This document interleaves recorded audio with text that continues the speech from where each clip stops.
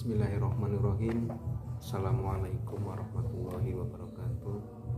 Salam sehat untuk sahabat-sahabat semuanya. Video ini saya buat khusus untuk penderita psikosomatis asam lambung. Nanti akan saya bagikan pada sahabat-sahabat semuanya apa-apa yang sudah saya kerjakan hingga saya sekarang sembuh dari penyakit ini.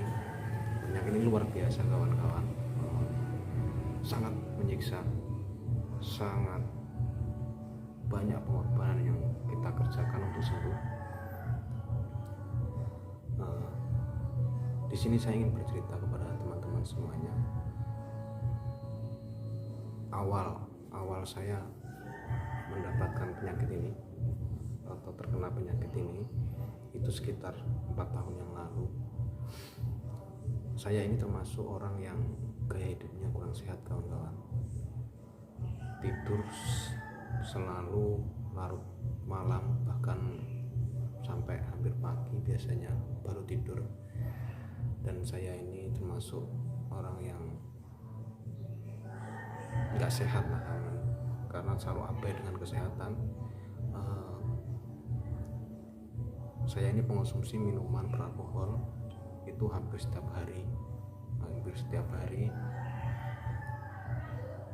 Mungkin dari situlah tubuh saya lama-lama tersakiti, mungkin seperti itu. 4 tahun yang lalu saya menderita penyakit ini, itu hampir tidak percaya apakah ini penyakit medis atau di luar medis. Itu saya sangat bingung karena rasa dari penyakit ini sangat luar biasa. Hampir semua organ tubuh saya merasakan sakit. Pikiran saya, fisik saya itu sangat merasakan luar biasa. Jadi di video ini saya hanya bercerita tentang sensasi-sensasi yang saya rasakan. Untuk kelanjutannya, step-step untuk gimana cara saya sembuh, itu nanti video berikutnya, supaya teman-teman semua paham dengan apa yang dulu saya rasakan. Jadi ini hanya untuk awalan video supaya teman-teman bisa mengerti, itu aja. Dulu saya ini sudah berobat kawan-kawan, pindah-pindah dari dokter ke satu sampai dokter yang lain, sampai dari dokter penyakit spesialis penyakit dalam, dari spesialis saraf, dari penyakit psikiater. Saya sudah hampir semua sudah saya datangi, termasuk tabib, termasuk dukun, termasuk kiai atau rohaniawan, itu sudah saya datangi semua. Dan saya hampir putus asa karena setiap saya berobat saya rasa tidak ada perubahan. Sangat, bila pun ada itu cuma sedikit sekali. Dan sepertinya semakin hari semakin memperparah keadaan saya waktu itu. Jadi saya sampai putus asa. 4 tahun yang lalu itu pertama awal saya kena penyakit ini, itu pada waktu itu sedang ada acara pemilihan kepala desa. Itu saya termasuk ikut serta di pemilihan itu untuk mensukseskan salah satu teman saya itu. Kemudian saya pada pagi hari saya bekerja di tempat pekerjaan itu, serasa badan saya itu nggak enak, kayak masuk angin terus kemudian saya minta tolong kepada teman saya untuk dikeriki itu. Setelah dikeriki kok nggak ada perubahan, badan saya itu sakit, sesak, terus jantung saya berdebar-debar, pusing, keringat dingin. Terus kemudian saya pulang karena tidak kuat, saya pulang tidur. Nah, mulai dari situ kawan-kawan saya mulai merasakan aneh pada tubuh saya. Semakin hari semakin aneh tuh, semakin parah, terus semakin banyak yang saya rasakan. Bukan hanya itu gitu loh, jadi mulai dari banyak lah, nanti saya akan jabarkan satu persatu apa sensasi yang saya rasakan pada waktu itu, sampai pada akhirnya saya seperti putus asa karena sudah berobat, ikhtiar, biaya pun sudah habis banyak kawan gitu kan, kemudian capek. Pokoknya kalau teman-teman yang merasakan ini mungkin bisa tahu rasanya kayak apa. Jadi langsung saja kawan-kawan, saya punya listnya untuk sensasi ini, sengaja saya buat karena terlalu banyak yang saya rasakan waktu itu. Tadi saya ingat-ingat apa saja yang udah saya rasakan, karena sekarang saya hampir tidak merasakan kawan-kawan. Udah bisa dikatakan 98% saya udah sembuh dari penyakit ini. Tinggal saya menjaga kesehatan saya setiap hari, semoga saya semakin sehat dan kawan-kawan juga diberikan kesembuhan oleh Allah Subhanahu wa Ta'ala. Ini yang tidak asing bagi kita yang pernah merasakan sakit psikosomatis disertai asam lambung ini, yang sangat sering. Yang pertama pusing kawan-kawan, pusing itu sangat luar biasa, hampir setiap hari kita tuh pusing kawan-kawan, pusing sekali. Terus kemudian yang kedua kembung itu ya sama, hampir setiap hari.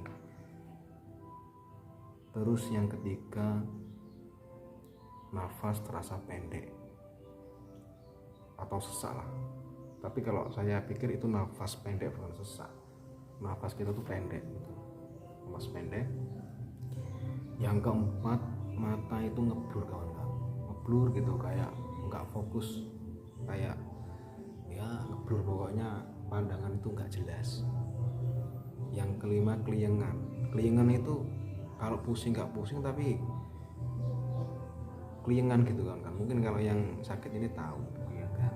Yang keenam dada sakit, biasanya dada sebelah kiri itu sakit tembus ke punggung, dan itu yang kadang membuat kita takut gitu. Terus yang ketujuh tremor kawan-kawan, tremor. Yang kedelapan keluar keringat dingin, kalau udah sampai lemas itu biasanya keluar keringat dingin. Yang kesembilan kita sering kesemutan di kaki, di tangan. Yang kesepuluh telinga ini seperti sering berdenging terus gitu. Yang 11 lemas itu sudah pasti. Yang ke-12 terasa ada yang mengganjal di bagian tenggorokan ini, seperti ada yang mengganjal. Itu hampir setiap hari itu mengganjal, itu sampai kita takut kan. Yang ke-13 jantung berdetaknya cepat sekali kan, jantung itu berdetak cepat. Yang ke-14 hidung serasa pilek, hidung entah kiri atau entah kanan itu sering serasa pilek padahal kita sedang tidak pilek. Terus yang ke-15 sering sendawa, itu sudah pasti. Sering sendawa itu ciri dari penyakit penderita asam lambung. Kemudian jika diperiksakan ke dokter, tensi darah kita sering tinggi, sering naik. Itu disebabkan karena kita sering cemas, sering takut. Nah ini yang 17 berkaitan dengan tensi ini, yaitu sering cemas tanpa ada sebab, cemas berlebihan. Yang ke-18 gelisah, tidak tenang, gelisah. Nah ini yang sangat saya takutkan ini yang ke 19 ya. Takut mati kawan-kawan. Jadi psikosomatis ini yang disertai dengan asam lambung ini dominan, penderita ini selalu berpikir takut mati, takut pokoknya. Yang ke-20 takut di keramaian kita takut down kan gitu. Yang ke-21 takut pingsan. Nah ini sering juga takut pingsan. Ini kalau kita sedang ada di luar atau sedang sholat Jumat atau sedang ada di pasar atau sedang ada di luar, itu pasti kita takut pingsan. Ini badan serasa mau pingsan. Yang ke-24 takut mendengar kabar orang meninggal. Jadi penderita psikosomatis ini saya rasa dominan di pikiran, teman-teman, dominan di pikiran. Jika mendengar orang meninggal itu langsung badan lemas, terus seolah-olah setelah orang yang meninggal itu kita yang akan meninggal. Seperti itulah cara berpikirnya. Itu sangat-sangat tidak rasional sebenarnya. Kalau untuk saya saat ini itu sangat-sangat tidak rasional, karena meninggal itu syaratnya bukan sakit, tapi memang sudah saatnya orang itu kembali kepada Allah. Itu syarat meninggal itu bukan sakit. Banyak orang sehat juga meninggal, tapi orang yang kena psikosomatis asam lambung itu dominan sekali ketika mendengar kabar orang meninggal pasti takut. Yang ke-25 ini lucu kawan-kawan, takut mendengar suara burung hantu. Itu karena kita tersugesti dengan cerita-cerita orang terdahulu. Jika ada burung, itu tanda akan ada orang meninggal, seperti itu. Itu sangat tambah memperparah kita karena sugesti-sugesti yang kita dengar dari orang-orang gitu. Yang ke-26 takut jika kita ini terkena penyakit berat. Padahal sebenarnya enggak, karena kita udah diperiksakan ke dokter, kita cuma ada gangguan asam lambung, tensi kita tinggi, itu pun karena disebabkan karena memang kecemasan.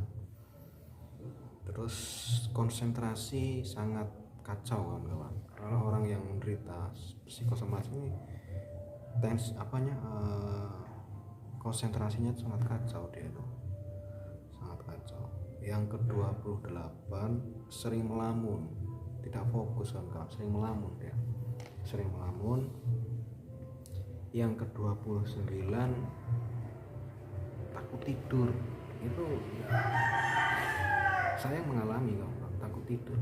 Kalau di bawah tidur takutnya nanti kita meninggal, seperti itu. Itu sangat-sangat tidak rasional. Saya waktu itu mengalami.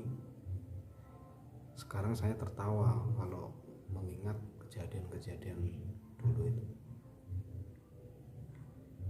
Takut mandi, saya mengalami kawan-kawan, saya takut mandi. Saya ke kamar mandi pun saya takut pingsan di kamar mandi. Itu sampai kadang saya nggak mandi sehari, itu cuma sekali kadang. Itu saya pernah mengalami, saya takut mandi. Yang ke-31 nyeri di bagian perut, nyeri sekali, itu saya alami. Yang ke-32 dada saya sering panas, di bagian dada panas, itu karena gas asam lambung itu naik, dada panas, sesak kan itu.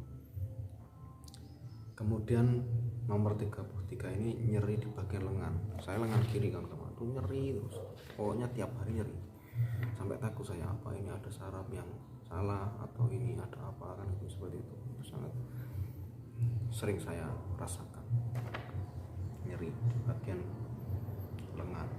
Pinggang saya terasa sakit kan Pak, pinggang sampai ke bokong sini itu sering saya merasakan sakit tanpa sebab. Itu nggak tahu saya, sampai saya bingung itu, tapi ya sembuh sendiri setelah penyakit ini semua mulai mereda, ya pinggang itu sembuh kan gitu.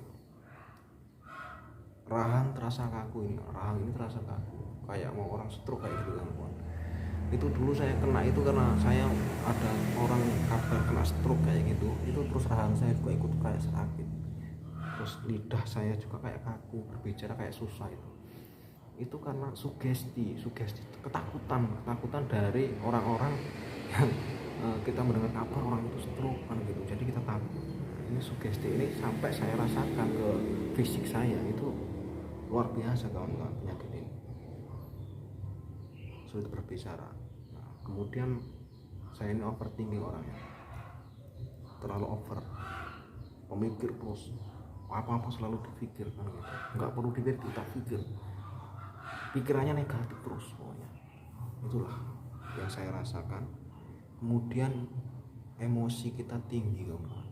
Kita ini sering emosi kepada anak, kepada istri, kepada kadang teman, itu gampang sekali kita tersulut emosi, mudah marah. Sebenarnya kalau normalnya orang yang sehat itu jika ada masalah itu nggak gampang marah, ini seringnya kali marah.